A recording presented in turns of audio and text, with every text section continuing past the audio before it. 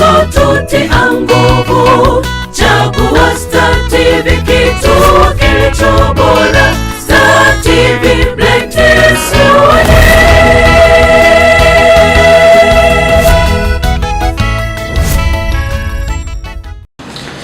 Bwana Yesu asifiwe sana, mtazamaji wa Star TV popote pale ulipo. Mungu akubariki sana sana sana. Nachukua fursa hii kukushukuru wewe ambaye uko nasi, ambaye umetengeneza muda wako, lakini wale wanafamilia ambao uko na sisi nyakati zote mnafuatilia kipindi, mnaendelea kutufuatilia. Mungu awabariki sana.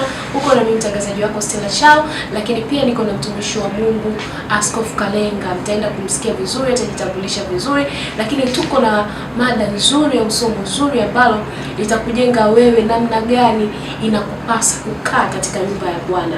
Ni kwa namna gani utaweza kujua sio tu unaenda kanisani, lakini kuna namna ya kukaa. Kuna vitu ambavyo vinaweza kusababisha ukakaa kwenye nyumba ya Bwana, lakini pia Mungu anakutambua. Sio wote ambao wapo kanisani lakini Mungu anawatambua. Wengine wapo tu wanaenda kujaza viti, hawajui kwa namna gani anatakiwa akae, namna gani ya behave katika nyumba ya Bwana. Hayo yote utayapata hapa, na ninaamini baada ya somo hili utakuwa mtu bora zaidi. Mungu akubariki sana, endelea kutufuatilia. Nijitambulishe kwanza, mimi ni mchungaji na askofu wa makanisa ya Sinai Missions International Tanzania, na mimi naitwa Edward Amos Kalinga. Wenzetu wenyeji wa Mbeya Mugonile mleo kafu twa masiku asante, nimefanya hivyo kama utambulisho, kwa maana kuna akina Kalinga wengine ni ndugu zangu wako Iringa, au ni watu wa Iringa, kabila la watu wa Iringa. Hata salamu sizijui. Asante sana kwa ajili ya kunisikiliza hilo. Naomba tushirikiane tu namna ile, kama nilivyosema, jinsi mpasavyo mtu kukaa katika nyumba ya Mungu. Hili ni neno ambalo linamaanisha sana. Neno linamaanisha sana. Ukilichukulia neno la imani, watu wanalijua sana. Kila mtu anaweza kusema kwamba anajua. Ukimuuliza tu imani ni nini, atakueleza tu, na atakueleza mpaka maandiko atakuambia. Lakini sasa hebu tuseme tu kwamba okay, sawa, tumekaa sana na tumeelewa sana imani, lakini tunakuja sasa katika namna ya utambulisho wa imani yetu. Labda ningesoma ili iweze kutia kwenye akili vizuri na ufahamu.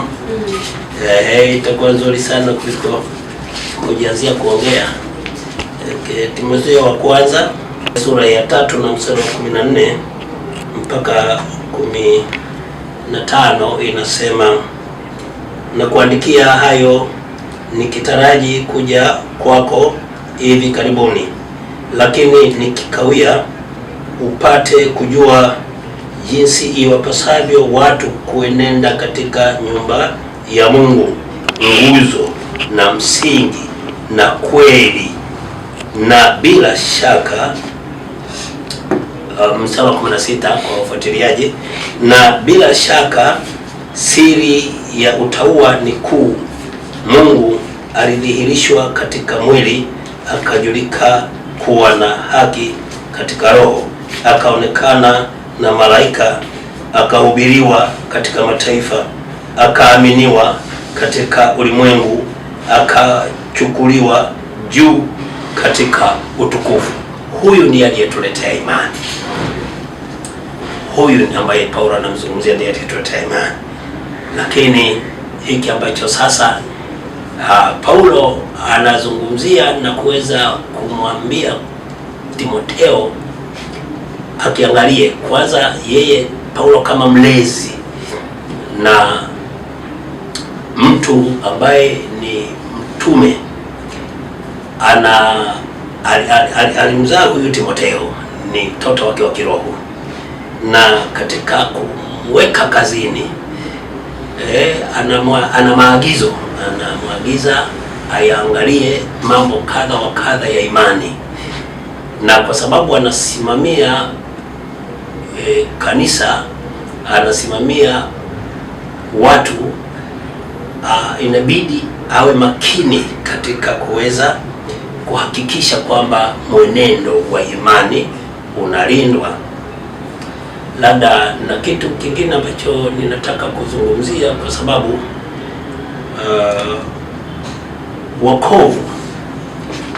wokovu ndio kitu kila mtu anakizungumzia kwa ajili ya injili yetu, lakini wokovu usipoangalia, wokovu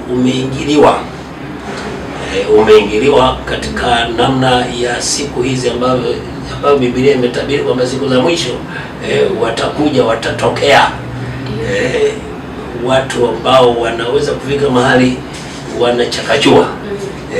Kuna uchakachuaji sana wa habari ya imani yetu, lakini nataka nizungumze kwa habari ya usahihi wa watu. Ni nani ameokoka? Ni nani ameokoka?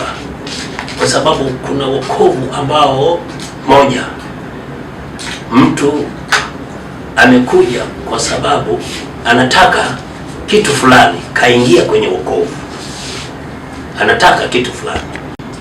Lakini pia kuna mtu mwingine amesikia neno la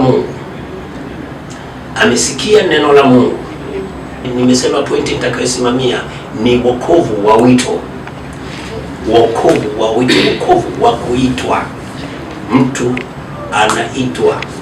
Okay, mtumishi wa Mungu, kabla hatujaendelea sasa, tuishie hapo, wokovu ule wa wito, mtu anaitwa. Lakini kama ulivyosema, kuna wengine wanaenda kanisani au wanaokoka kwa sababu alipona au alikutana na jambo akapokea uponyaji, akaombewa jamani na ugonjwa fulani, labda kansa, kisukari, pressure, kitu cha kawaida lakini inamsumbua, akapata ile neema, kile anakuwa hajajiandaa kukaa kwenye wokovu. Na watu wa aina hiyo ndio tunao wengi kanisani. Anaenda kwa sababu alipona, anaenda kwa sababu labda ameenda kwa mchungaji na mchungaji mwingine anasema wote tuende kanisani, na yeye unamkuta. Lakini ingekuwa amri yake asingeenda. Jamii yetu ina watu wa namna hiyo wengi sana. Yaani unakuta mtu anaenda kanisani kwa sababu sio ni Jumapili. Mwingine anaenda kwa sababu ni Jumapili na hana cha kufanya. Na wengine wanaenda ili wakipata matatizo wapate watu wa kuwasaidia. Kwa sababu kuna makanisa wanapenda. Mtumishi umejitambulisha hapo, unatokea Mbeya. Watu wa Mbeya mna upendo, mna ukarimu sana. Kwa hiyo mtu anaenda tu kwa sababu pale yule mtu wa Mbeya pale, nikiwa na sherehe washirika wale kinachangia mambo yangu kawaida, nikiwa na matatizo watakuja kunisaidia. Na sababu ni wengine watu ambao ni wa namna hiyo, au wokovu, achana na ule wokovu wito ukakwenda tu bwana, mimi sasa hivi hebu nimpe Mungu maisha yangu. Lakini na sababu ni wengine watu sasa vijana tunaenda tu kanisani katika ile tunaenda kufanya. Natamani uzungumze na watu wa design hiyo. Asante Stella, Mungu akubariki. Ni kweli mada hii unaweza kaenda kwa namna nyingi, lakini kwa namna unavyoongoza niende hapo na nitaenda kwa kundi hili alilolizungumza Stella mtangazaji hapa. Ni kweli hili ndio kundi ambalo tunatakiwa kuongea nalo sana, kwa sababu hawa upande huo tunaita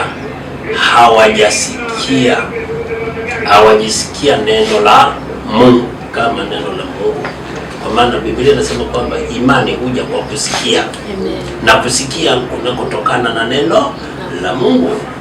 Sasa ni namna gani unaniambia hajasikia? Ni kwa sababu kuna kusikia kwa masikio ya damu na nyama kama haya, kusikia dhehebu fulani, kusikia mchungaji fulani, alafu kwa kusikia huko tu kwa namna hizo ndiko kakimbilia kwa sababu ya namna ya kusikia kwa masikio ya kawaida.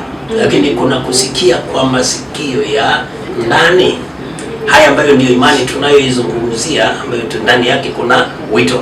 Lakini sasa nizungumzie kwa kundi hili, anasema kwamba wapo na wamekuja. Mimi nasema kwamba kuna neema, hii neema ambayo inaokoa.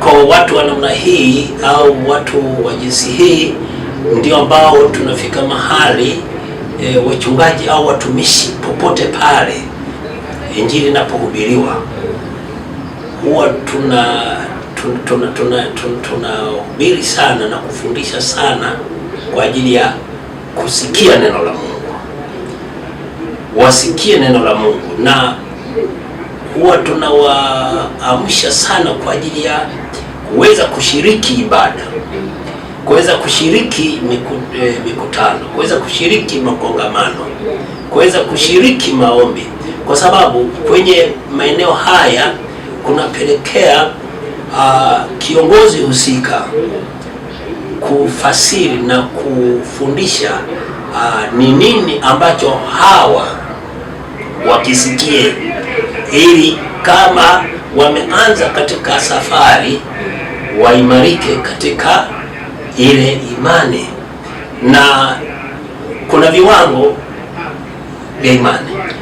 Kuna watu wengine wana imani ya kiasi, kuna watu wengine ndio wanaanza hawana imani lakini wanaingia kwenye imani, na kuna wengine wanatembea kwenye imani, kwa hiyo wanakwenda viwango siku hadi siku, na ndani yake ndio hawa ambao wakati mwingine unakuta wameitwa kwa upande wa kuwa watumishi, ndio hao wachungaji, manabii, mitume, wainjilisti.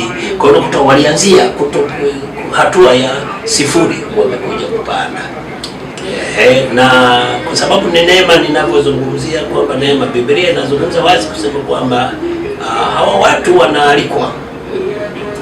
Hawa watu ndio Mungu anawapenda. Yesu ndio aliyekuja kwa ajili ya hawa watu ili waweze kufikia imani ya utimilifu, kwamba sasa anasemaje, njoni kwangu ninyi nyote mnaosumbuka. Kuna watu wanasumbuka si kwa sababu wana matatizo tu, si kwa sababu wana mizigo tu ya dhambi, sio kwa sababu tu wanapitia mambo fulani, lakini anaposema njoni kwangu ninyi nyote msumbukao, kuna namna nyingi ya kufasiri hapo. Kusumbuka ni kwa namna ni kusumbuka, mtu anasumbukaje?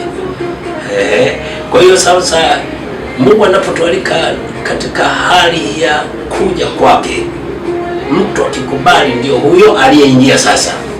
Kama unavyoona amekuja, japo kwamba amekuja kwa njia hiyo ya ama kusikia ama kupenda ama kuwa vyovyote vile, lakini akawa Mkristo. Akawa Mkristo, sisi tuseme tu akawa Mkristo, maana wokovu pia ni sehemu ya hatua kabisa.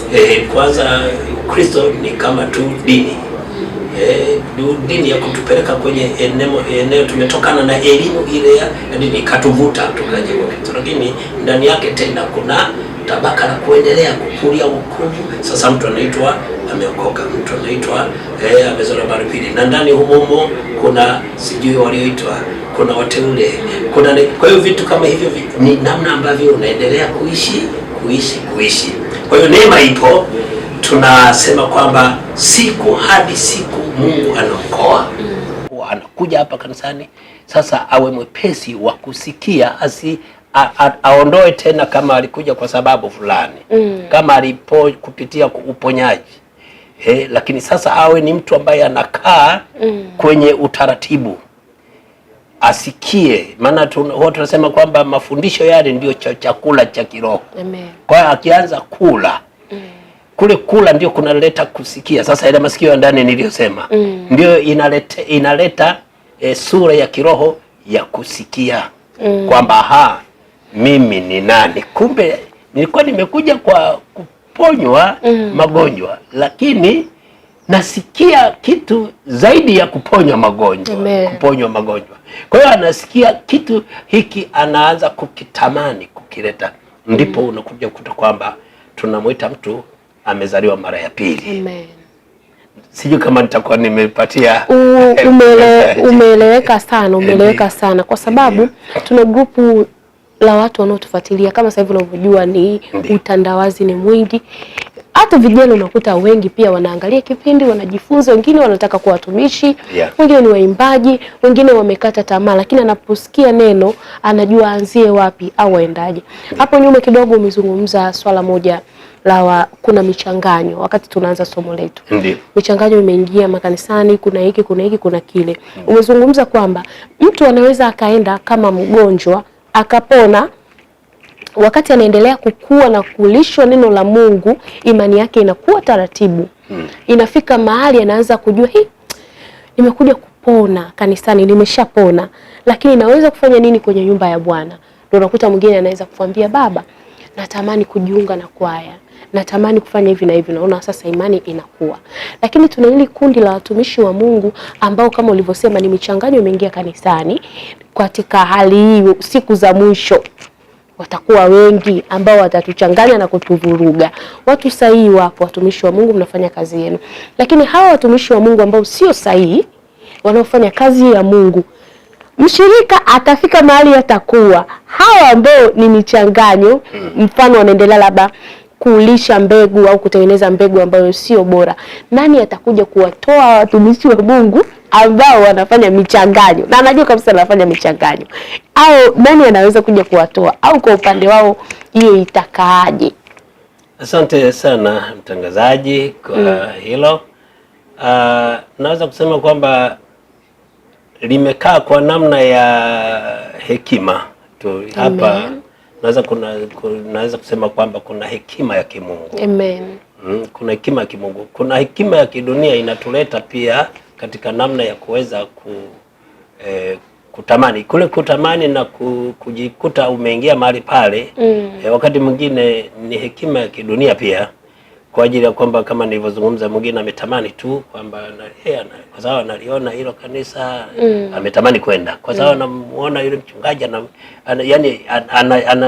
anampenda, anatamani kwenda, lakini sio sababu hiyo ya kwamba ndiye ameokoka. Amen. Kwa sababu hiyo wokovu ni hatua nyingine kabisa. Lakini niseme kwamba kwa habari hii ya kuingia katika namna ya mafundisho ambayo yanasumbua, sasa mtu aelewe nini akueje. Neema hii tunayoizungumzia, neema ni upendo wa Mungu. Ni upendo wa Mungu na huruma ya Mungu.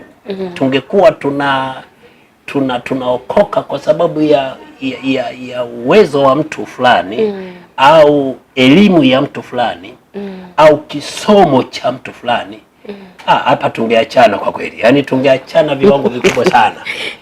Kwa maana tunapokuwa katika habari hii ya imani, ukweli kabisa kwamba kuna grade za kihekima. Ninaweza kusema elimu hizi tulizo nazo ni hekima ya kidunia. Amen.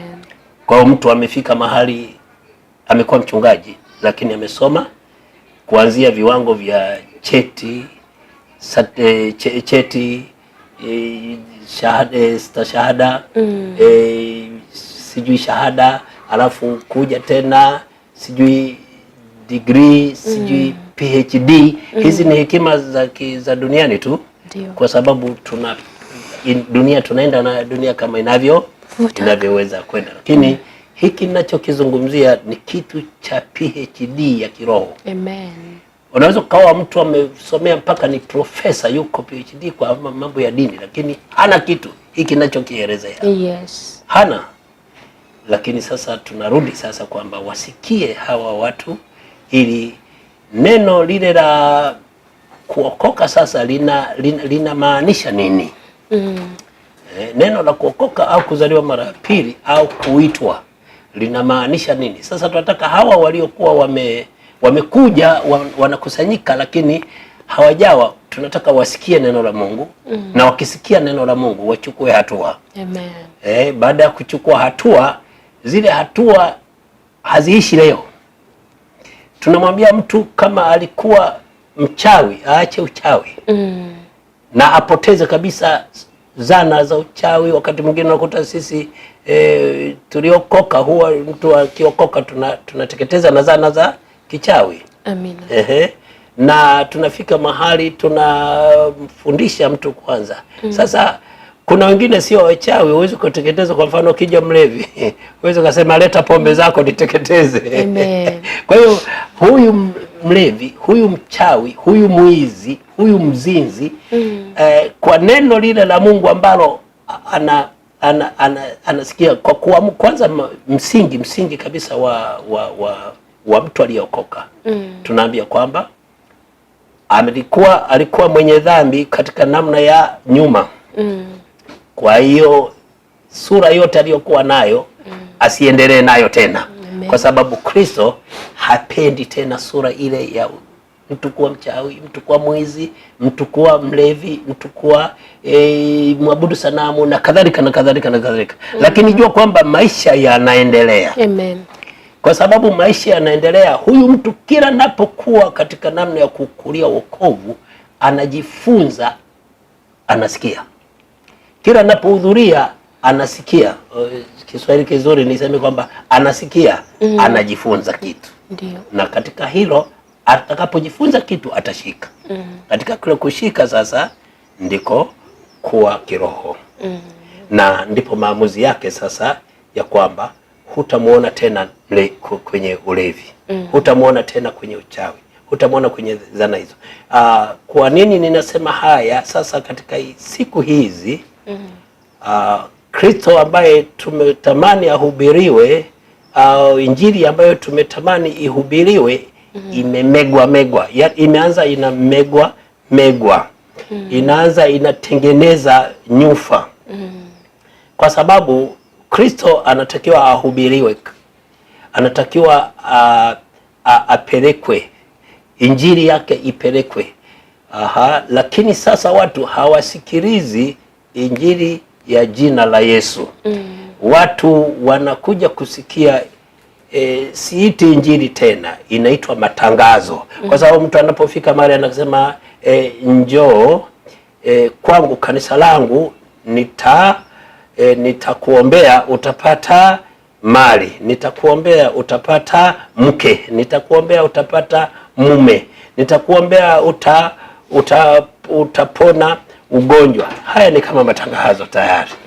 Lakini kwa neno la Mungu ambalo tunataka kusema kwamba mtu usitende dhambi tena. Wewe ulianza kuamini, wewe uliyechukua hatua, hakikisha unakaa katika mafundisho. Hapo ulipo, najua makanisa ni mengi. Huwezi ukahubiri ukasema wote wawe kwangu, wawe kanisa langu ndio mimi nitafundisha. Mungu ameweka, sio wewe peke yako. Kwa anapokuwa kwenye kanisa lile, kwenye dhehebu lile, huko ndiko kuna watumishi wa Mungu ambao tukienda katika mwelekeo wa kusudi la injili, hapa ndipo Mungu anapofurahi. Sasa hapo ndio nimesema tumeachana, magepo yamekuja. Mwingine unakuta ndio anazungumza habari za vitu, habari za watu, habari ambazo wakati mwingine tunafika mahali injili, jina la Yesu linaachwa pembeni. Basi hivi vitu tunavikaza sana, ndio vinaanza kuingia watu. Mtu anafika mahali kinamwingia kitu ambacho anasikia. Mimi naitwa Kalinga. Anasikia Askofu Kalinga au mchungaji Kalinga, ndivyo anavyovishupalizia sana kwa upande wa target yake. Sasa hapa ninaomba tu wasikilizaji, kwa sababu najua wanaonisikiliza watumishi ni wengi. Na hapo ndipo tunapokosea, kwa sababu watumishi wengi wamekuwa na target. Wamekuwa wanalenga sasa hivi kwa ajili ya malengo sio ya injili. Malengo yanakuwa tayari kwa ajili ya mambo tofauti ya namna ya binafsi. Kwa ndio maana unaweza kukuta mtu anapelekea ahubiri apate watu au apate watu fulani, ili atengeneze mazingira, atengeneze namna fulani ya kukwamua mambo fulani, yani binafsi tu. Awapate watu ambao watafika mahali watafanya hivi na hivi ili atoke mahali fulani. Kwa hiyo sasa hili inasumbua, ndio maana watumishi tumegawanyika. Kwa hiyo unaweza kukuta kwamba huyu anazungumza hivi na huyu anafundisha hivi, huyu anakaza hivi na huyu anasema kwamba hawa wengine wote si kitu. Na sisi tunachanganyikiwa. Yaani watoto tunachanganyikiwa. Kuna wakati unaenda kanisani unatamani uangalie labda TV, upate ujumbe wa Mungu, unajua channel ya gospel ni ipi.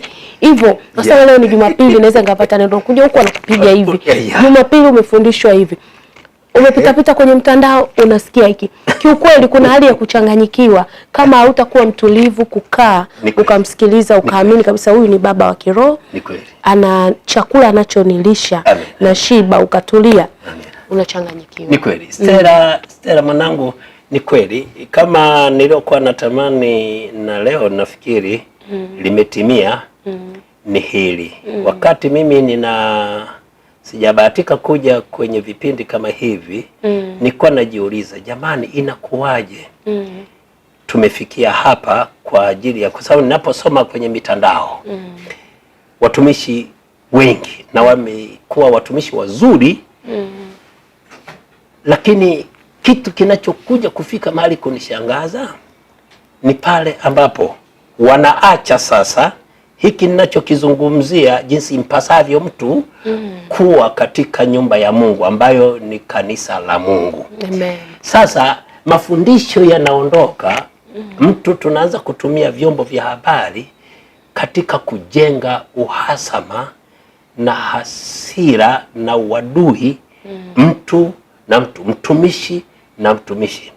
Kuna watumishi wengine au kuna sijui niite watumishi kwa sababu nikisoma kuna wengine wala sio kanisa, lakini anaweza kaibuka mtandaoni anazungumza anafundisha vitu ambavyo kama mtumishi, lakini ukiangalia wakati mwingine unakuta kwamba bado hajajulikana kama labda ni mtumishi kwa sura ipi, labda kanisa gani au ministry gani. Sasa vitu vinavyoinuka ambavyo nilikuwa nasema Mungu atusaidie, kwa sababu mtu kuinuka kanisa, sisi hapa tunasema sasa hivi hapa nipo nasema na kanisa kubwa sana duniani. Sasa nisipomsema Kristo na nini kinapaswa kile tulichojifunza tunachojifunza kiendelee kwa hiyo imani yetu na Kristo. Sasa mtu anaanza kumsema mtu. Unaona vitu kama hivi vimeleta ugonjwa na vimeleta vibaya sana kwenye mitandao, mpaka mtu anafika mahali anasema hivi sasa kwa nini tunacheza? Kwa sababu mtu anafika mahali anaanza kuonyesha utofauti, anaanza kuwasema watu, anaanza kuwataja watu, anaanza kuwashambulia watu, anaanza kusema kwamba kina fulani ni mashetani, kama fulani sijui ni pepo, si fulani sijui ni nini. Sasa hivi vitu havikupaswa visikike kwenye media zozote. Amen. Yaani hizi media, hayo mafundisho yako yawe ndani na huko ndani huko kuna vingi ambavyo tunafika wakati mkijifungia kwenye mafundisho yenu ya ndani, watu wafika mahali tunasema jamani kuna haya na muangalie, lakini pamoja na hayo hatupaswi kuyasema sana yale mabaya.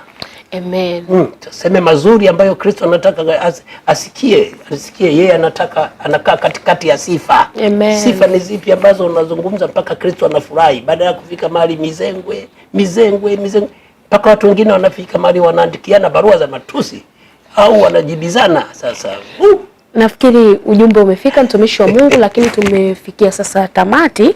Tupo nje ya muda kidogo, ni muda unaweza kuelezea sasa mtu akitaka kukupata kwenye mitandao ya kijamii, kwa sababu somo letu linaonekana ni endelevu na ni pana, anaweza akakupataje? Karibu sana mtumishi wa Mungu. Asante sana. Mimi kwa kweli kwa wepesi sana utanikuta katika kwa mawasiliano yangu ya simu na simu ya Voda na Airtel.